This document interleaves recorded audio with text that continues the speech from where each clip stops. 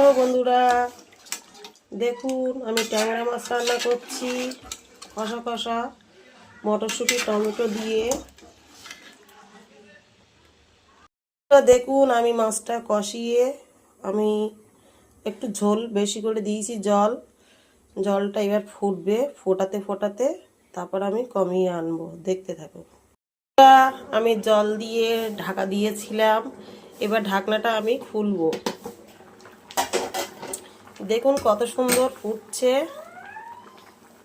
সুন্দর করে ফুটছে। এটা হচ্ছে পাঙাশ ট্যাংরা মাছ রান্না হচ্ছে।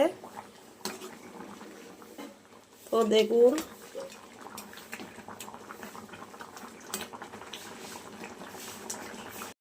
তো বন্ধুরা, আমার ফাইনালি পাঙাশ মাছের ঝাল রেডি হয়ে গিয়েছে। দেখুন